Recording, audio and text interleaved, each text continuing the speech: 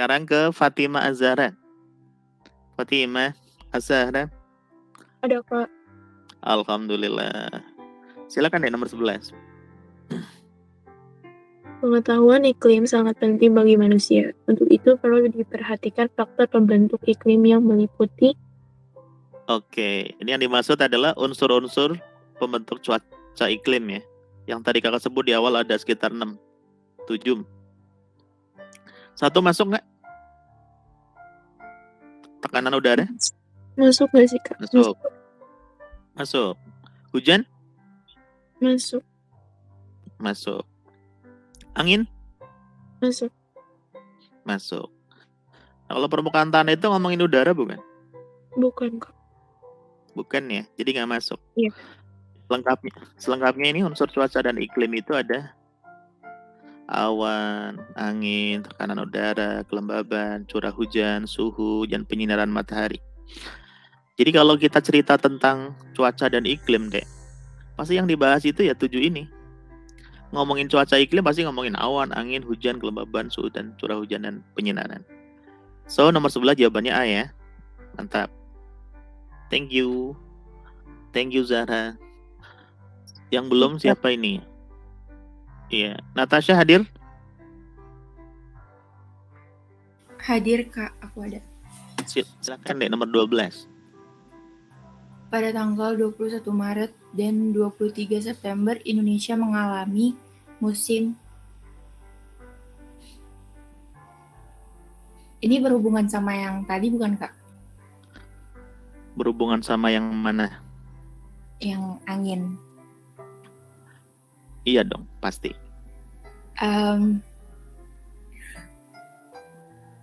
Kemarau bukan Kak? Kemarau. Pinter ya? Karena 21 Maret itu sampai 23 September kan berada pada rentang bulan April hingga Oktober kan ya. Itu kan pembagian pastinya. Tapi kalau maksudnya bukan pembagian pasti.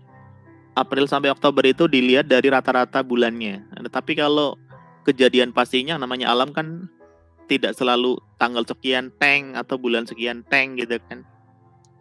Nah, jadi jawabannya udah betul ya. Jadi muson barat itu musim hujan Oktober sampai April. Sedangkan muson timur April sampai Oktober itu musim kemarau. Jadi pada saat 21 Maret sampai 23 September. Dek, masuk apa tadi jawabanmu? Kemarau ya? Iya, Dek. Kayak sama gak sih Kak? Iya bener kan? Kemarau tadi kamu bilang? Iya, tapi jawabannya salah gak sih? Enggak salah. Kakak mastiin aja. Jadi 21 Maret sampai 23 September ada di rentang April sampai Oktober kan? Ya, jadi jawabannya udah betul kemarau. Oh, makasih Kak. Iya. Ini kalau di Indonesia. Tapi kalau di belahan bumi utara dan selatan itu agak berbeda ya. Perlakuannya itu agak berbeda. Ini cerita tentang Indonesia tuh. Tapi kalau belahan bumi utara dan belahan bumi selatan mengikuti gerak semu tahunan matahari di tanggal 21 Maret sampai 23 September itu, kalau di belahan bumi utara selatan kan ada 4 musim ya. Ada 4 musim. Ini 23,5 derajat.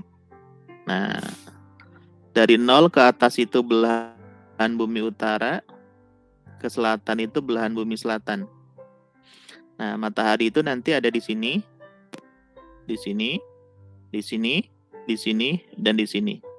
Jadi dia bergerak, lalu bergerak. Nah, ini tanggal 21 Maret. Ini 21 Juni. Di sini nanti 22 September. Nanti di sini 21 Maret. Di sini 22 Desember. Nah, nanti pembedanya adalah ini kalau yang bukan di ekuator ya, bukan di Indonesia, tapi di belahan bumi utara dan belahan bumi selatan. Dari tanggal 21 Maret sampai 21 Juni BBU itu musim semi. Kalau di BBS itu sedang musim gugur, guys. Kemudian 21 Juni sampai 22 September BBU itu musim. Setelah musim semi, musim apa, Dek?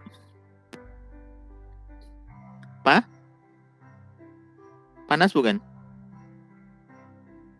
Kalau di BBS sedang musim dingin. Nah, nanti tanggal 22 September sampai 22 Desember di BBU itu setelah musim panas karena kepanasan jadi gugur. Kalau di BBS sedang musim semi. Nah, terus tanggal 22 Desember sampai 21 Maret di BBU itu setelah gugur masuk musim dingin. Sedangkan BBS itu sedang musim panas. Nah, itu kalau di BBU dan BBS. Nah, tapi soal nomor 12 cerita tentang kita ya, pas di Khatulistiwa atau di ekuator. Oke, thank you Natasha. Betul. Nomor 12. Kita lanjutin ya guys. Nomor 13 yang belum jawab dari tadi itu Winnet Jazz itu siapa ya? Winnet Jazz. Hadir nggak Winnet Jazz? Halo Winnet? Nggak ada. Timothy deh. Timothy Ricardo. Ya Kak, Silakan deh nomor 13. untuk menghindari gangguan cuaca, pesawat udara yang bermesin jet biasanya terbang di wilayah. Menghindari gangguan cuaca, pesawat udara bermesin jet biasanya terbang di wilayah. Nah, kita di sini bisa jawab kalau kita tahu cuaca itu terjadinya di mana, Mas? Cuaca. Di stratosfer bukan Kak? Cuaca itu di troposfer. Enggak, maksud Kakak tempat terjadinya cuaca itu di mana? Troposfer ya? Troposfer ya. Nah, artinya kalau cuaca di troposfer, berarti kalau jet itu menghindari cuaca, dia harus ke lapisan apa? Ke lapisan di atasnya pastinya, ya kan? Iya betul. Masa jet akan dibawa troposfer, berarti nggak terbang dong ya? Jadi cuaca itu misalnya mendung, ada awan, ada hujan, itu yang dimaksud dengan cuaca ya. Nah, karena tempat terjadi cuaca itu di troposfer, maka jet harus menghindari troposfer. Dengan kata lain, karena troposfer di bagian paling bawah, berarti jet harus ke atas. Nah, di atas troposfer ada stratosfer. Selengkapnya ini. Ini lapisan atmosfer kita. Nah, troposfer itu paling bawah. Di sini tempat terjadi segala peristiwa cuaca dan iklim. Contohnya tadi mendung, awan, hujan. Oleh karena itu, kalau pesawat jet ingin menghindari cuaca, dia harus naik nih di sini nih. Ini jet nih. Dia di stratosfer. Gitu ya. Jadi jawabannya jet terbangnya di stratosfer untuk menghindari awan. Cukup jelas ya, Dek? Mas Timothy? Jelas Kak. Jelas, thank you. Nah, itu di gambar ini udah ada fungsi dari masing-masing ya. Kita lanjut ke siapa dia? Alda Akila, hadir Alda? Hadir, Kak. Silakan, 14. Masih renang, Dek? Libur kan? Libur, Kak. Iya, silakan. 14. Lapisan ozon yang berfungsi sebagai proteksi permukaan dari radiasi sinar ultraviolet matahari terdapat pada lapisan. Nah, proteksi itu berarti melindungi ya. Ozon di mana? Dia menyerap ultraviolet. Stratosfer. Stratosfer kah? Kita lihat. Ini tadi stratosfer itu ternyata dia di sini tempat terbangnya pesawat serta terdapat ozon yang menangkal sinar UV, betul ya? Jadi jawabannya stratosfer. Kalau ionosfer itu ada yang bilang hampir sama dengan termosfer ya. Di sana berfungsi penyebaran gelombang radio. Kalau eksosfer itu tuh di sana biasanya eksosfer itu udah ruang antar planet ya. Oke, thank you Akila. Kita lanjutin. Belum jawab dari tadi siapa ini? Samuel Siregar hadir, Samuel.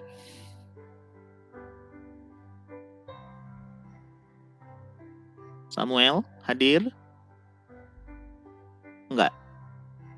Reina Yasmin masih ada? Ada, Kak. Ada, mantap. Silakan nomor 15 deh. Hujan yang terjadi karena paksaan angin di pegunungan disebut hujan orografis. Sebab hujan orografis terjadi karena angin banyak bertiup di DKAT. Yang pertama betul atau salah? Hujan yang karena dipaksa angin naik gunung namanya orografis. Oro artinya gunung. Jadi salah atau benar? Yang pertama. Benar ya, Kak? Benar ya. Kemudian hujan orografis itu terjadi karena angin banyak bertiup di DKAT. Tadi kalau di awal itu DKAT itu kan daerah dengan suhu paling tinggi. Daerah dengan suhu paling tinggi. Reina, kalau suhunya paling tinggi, apa yang akan terjadi, Dek? Penguapannya tinggi atau rendah? Kalau suhunya tinggi, penguapannya tinggi atau rendah? Reina. Tinggi ya, Kak? Penguapannya akan tinggi. Betul. Nah, kalau penguapan akan tinggi, potensi curah hujannya tinggi nggak? Tinggi. Tinggi. Nah, hujan juga tinggi. Tapi di DKAT ini hujannya bukan karena gunung, Dek. Kan DKAT tadi faktornya suhu paling tinggi kan? Jadi hujan yang ada di daerah DKAT itu bukan orografis, tapi lebih ke hujan konveksi. Apa hujan konveksi? Naiknya udara secara vertikal atau ke atas akibat penguapan. Akibat penguapan. Jadi yang pernyataan 2 orografis di daerah DKAT itu kurang tepat ya. Karena kalau orografis itu yang tadi di daerah gunung, bukan di daerah DKAT. Benar salah apa Dek jawabannya? Oh ya, C, Reina? Kak. C, Kak. Oke, betul ya. Nah, macam-macam hujan selengkapnya kalian bisa lihat di gambar ini, Dek. Ini jenis hujan berdasarkan kejadiannya. Ada hujan zenital. Hujan zenital jadi oleh arus konveksi yang menyebabkan uap air di ekuator naik secara vertikal ya. Nah, ini nama lain dari hujan konveksi itu hujan zenital, itu yang tadi di DKAT. Kalau orografis terjadi karena naik udara yang mengandung uap air di daerah lereng pegunungan dipaksa naik. Kemudian kalau hujan siklon karena udara naik ke atas disertai angin berputar-putar atau siklon dan menjadi dingin. Nah, ada lagi nanti hujan frontal, pertemuan antara massa udara panas dengan massa udara dingin ya. Udara panas ketemu dengan udara dingin, namanya frontal. Oke, thank you Reina. Kita lanjutkan. Udah ada belum nih Samuel? 16. Kalau nggak ada suara dari tadi ya. Kembali ke Mas Suhabi. Masih hadir Mas Suhabi? Hadir, Kak. Hadir. Dalam tipe Smith-Ferguson, Jakarta termasuk iklim A.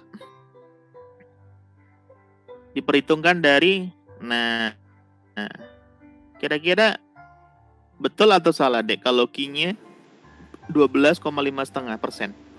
Betul, Kak. Hafal nggak tadi yang tabel di awal itu? Hafal nggak? Kalau nggak salah yang A itu 0 sampai 14 katanya. Oke. Kakak kasih lagi ya. Nah, Nah, betul ya. Jadi yang A itu 0 sampai 14. Berarti nomor 1 betul ya. Yang kedua, jumlah bulan basah 8 bulan. Jumlah bulan keringnya 1 bulan. Berarti kita hitung aja deh. Kita hitung aja.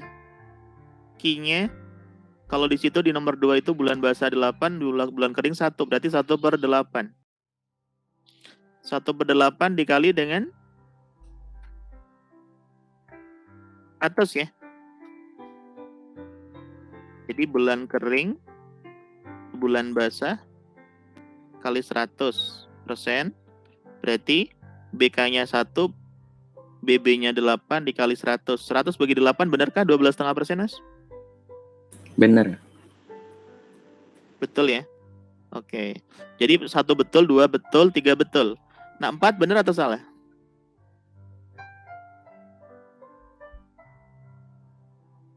Kira-kira kalau Jakarta termasuk iklim A yang sangat basah, maka kalau ada yang bilang bahwa bulan terkeringnya itu ternyata 63 mm, itu bisa dianggap betul atau salah?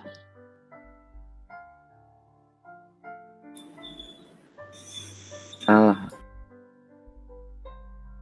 Kenapa?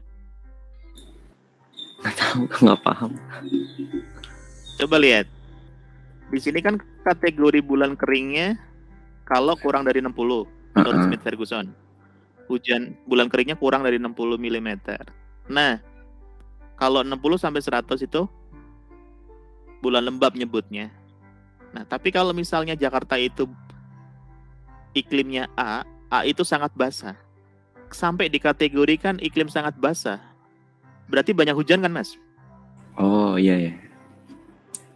Nah, ketika banyak hujan, maka bulan paling keringnya berapa? Kalau bulan paling keringnya 63, artinya bisa dikatakan benar atau salah? Salah dong.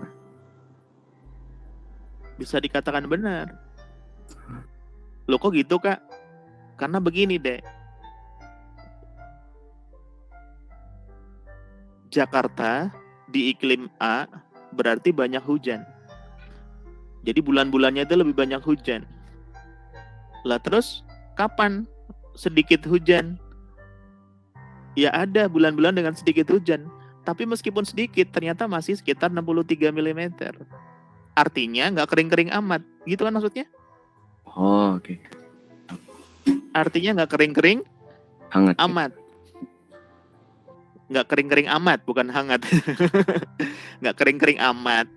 Itulah sebabnya kenapa dikategorikan ke yang tipe iklim A. Gitu maksud kakak. Jelas ya? Jelas Kak.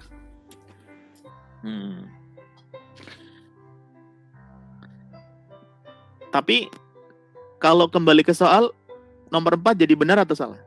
Benar Kak. Salah. Bingung kamu? Kamu masih bingung? Ayo. Berarti maksudnya gini kan Kak, apa? Bulan yang paling keringnya itu tuh lembab gitu kan Kak? Termasuk lembab gitu Kak. Ya nggak sih Kak? Maksudnya gitu. Coba deh. Kata diperhitungkan itu artinya apa? Ya diperhitungkan, udah dihitung gitu. Nah, berarti Kira-kira. maksudnya untuk bisa ngitung kan berdasarkan rumus tah? Iya. Iya nggak? Heeh. Nah, kalau berdasarkan rumus kan cuma jumlah bulan kering per jumlah bulan basah kan ya? Iya. Itu rumusnya begitu. Nah, sekarang jika rumusnya jumlah bulan kering per jumlah bulan basah, jumlah bulan keringnya disebut nggak? Sebut. Nomor 3 kan? Udah Iya. disebut. Jumlah bulan basahnya juga disebut di nomor 2. Artinya, kalau kalimat soalnya diperhitungkan dari, ini berarti kita fokus ke rumus. Nah, benar. Fokus ke rumus kan? Diperhitungkan. Cara ngitung pakai rumus. Datanya udah ada semua. Bulan keringnya 1, bulan basahnya 8. Kemudian Q-nya hasil 1/8 itu 12. Itu udah dari rumus itu 1, 2, 3. Mudah maksudnya? Iya. Untuk perhitungan informasi 1, 2, 3 sudah cukup. Kan buat ngitung dah. Nah, kalau nomor 4 perlu dipakai nggak untuk dalam ngitung rumus? Enggak. Nggak perlu. Kenapa? Udah ditentuin kok jumlah bulan keringnya cuma 1 bulan. Kan gitu. Nah, jadi tolong dipahami, kalau berdasarkan soal diperhitungkan dari, itu artinya berarti menghitung itu pakai rumus. Keperluan informasi untuk rumus sudah ada semua. 2, 3, hasilnya nomor 1. Nah, kalau yang nomor 4 itu lebih ke kesimpulan umum bahwa Jakarta itu karena dia banyak hujan, bulan terkeringnya nggak sampai kering banget, sekitar 63 mm. Tapi itu tidak masuk ke perhitungan rumus kan, Dek? Yang nomor 4? Enggak, Kak. Enggak termasuk. Enggak. Jadi maksud Kakak ada 2 pemahaman ya di sini ya. Untuk jawaban ini A. Karena kata kuncinya diperhitungkan. Berarti hanya menggunakan rumus. Untuk mendapatkan A, pakai informasi nomor 1, 2, 3. Udah selesai.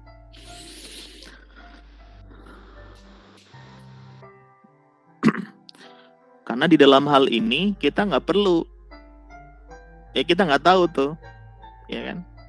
Kita nggak tahu bulan basahnya bulan apa aja, kita nggak tahu. Bulan keringnya itu juga bulan apa, kita nggak tahu. Kita hanya menghitung jumlah bulan basah dan jumlah bulan kering saja, gitu. Moga-moga bisa difahami Mas Wabi ya. Bisa? Bisa, Kak. Bisa ya. Oke, mantap. Kita lanjutin ke Harsal Daivandana. 17, Mas. Kelembapan udara kota Jakarta lebih tinggi pada bulan September dibanding bulan Januari. Sebab pada bulan September DKAT sedang melintasi Jakarta. Oke. Kelembaban udara itu artinya kandungan uap air di udara ya, Mas? Betul? Benar nggak? Kandungan uap air di udara. Mas Ivan, kalau kandungan uap air di udara itu tinggi, berarti uap air ini asalnya dari mana ya, Mas? Uap air asalnya dari mana? Dari Proses ini, proses penguapan. Nah, yang jadi pertanyaan adalah berarti kelembaban udara di kota Jakarta lebih tinggi pada bulan September dibanding bulan Januari. Berarti kita harus melihat bulan apa di saat penguapan di Jakarta paling tinggi. Dan tadi penyebab penguapan karena apa, Mas? Penyebab penguapan Kakak jelasin di awal tadi. Penguapan itu terjadi ketika sampai terjadi penguapan. Maaf tadi aku nggak ini Kak. Oke, ketika suhunya tinggi atau rendah? Penguapan tinggi. terjadi ketika suhu tinggi atau rendah? Tinggi kan? Iya. Nah, kalau suhu tinggi berarti dalam kondisi panas. Nah, ini berarti kembali ke konsep DKAT tadi. Daerah konvergensi antar tropik, yaitu daerah yang suhunya paling tinggi. Ketika suhu paling tinggi, dia akan banyak penguapan. Ketika banyak penguapan, kelembabannya tinggi, gitu. Jelas sampai di situ? Di soal yang ini tadi. Nah, ini dia. Yang di sini nih. Jadi daerah dengan suhu paling tinggi, penguapan tinggi nanti kelembaban tinggi, curah hujan tinggi. Berarti ini kaitannya dengan DKAT. Nah, yang jadi pertanyaan sekarang adalah Jakarta itu dilewati DKAT kapan? Sehingga kelembaban udaranya tinggi. Kembali lagi, ini tadi DKAT-nya. Nah, di Indonesia kalau kita lihat, ini garis-garis merah ini adalah pergerakan DKAT nih, Dek. Kadang di utara ekuator, kadang di selatan ekuator. Nah, khususnya di sini nih, yang melewati utara Jawa, itu kapan? Kita lihat. Ini dia nih, Dek. Posisi DKAT di Indonesia pada bulan-bulan Januari itu di Pulau Jawa. Kalau udah bulan Februari udah di selatan kepulauan Indonesia di sini. Nah, bulan April ada di utara kepulauan Indonesia. Juni September tidak ada di Indonesia dan seterusnya. Kesimpulannya, kalau bulan Januari itu di Pulau Jawa, berarti DKAT di atas Pulau Jawa itu, terutama di Jakarta itu, Di September apa di Januari, Mas? Januari, Kak. Januari. Berarti DKAT Januari di atas Jakarta, suhunya pada bulan itu tinggi sekali. Sehingga banyak penguapan. Kesimpulannya, kelembaban udara di Jakarta itu lebih tinggi di September apa Januari? Januari, Kak. Di Januari, betul ya. Jadi pernyataan satu salah atau benar? Salah. Salah ya. Ya, harusnya di Januari. Harusnya di Januari. Kenapa harusnya di Januari? Karena pada bulan Januari DKAT ada di atas Pulau Jawa atau Jakarta. Berarti yang kedua salah atau benar? Salah, Kak. Salah ya. Oke.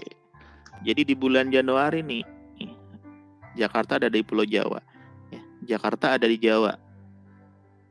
Oke, cukup jelas ya. Oke, so jawabannya E ya.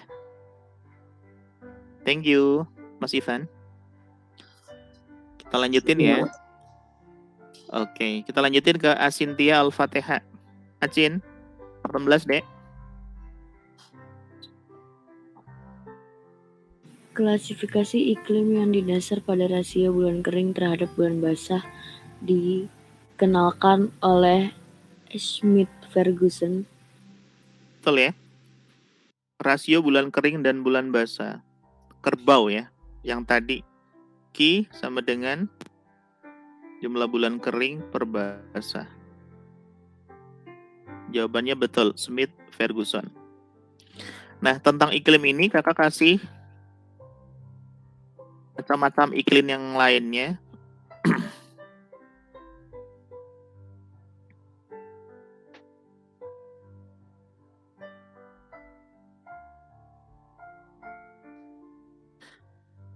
Nah, di sini ada Köppen, suhu dan curah hujan. Nah, kalau ini all domain salah ya. Jadi, sebentar. Kakak edit dulu. Sama-sama curah hujan, tapi bukan rasio.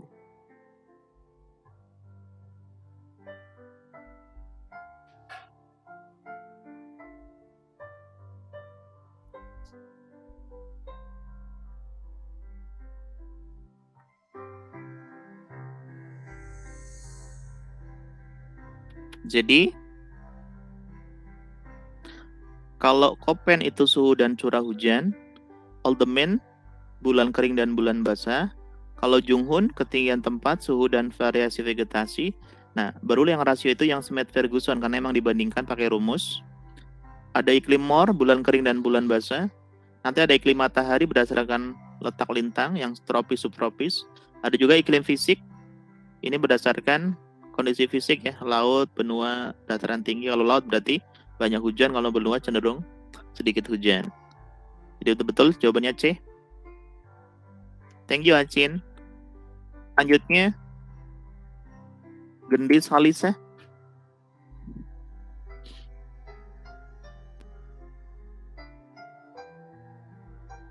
Ya Kak. Apa dek? Soal tentang lapisan atmosfer. Lapisan ozon terdapat di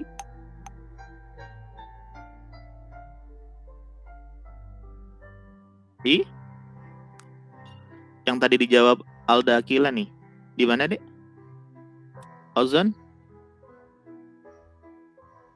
stratosfer ya Kak. Stratosfer, betul ya. Yang tadi ya selengkapnya di sini nih, ozon. Sama. Thank you. Berikutnya Amanda Natania. 20 dek. Hujan yang terjadi karena angin yang bertiup menaiki lereng pegunungan disebut hujan. Apa tadi? Angin yang naik lereng gunung?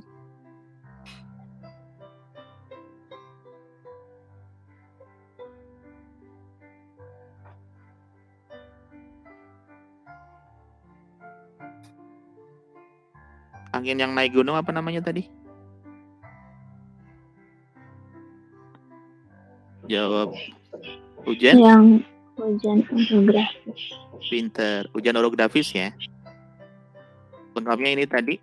Tadi zenital sama dengan konveksi, ada orografis yang naik gunung, ada siklon disertai angin siklon, ada frontal pertemuan massa udara dingin dan panas. Oke, betul jawabannya B, hujan orografis.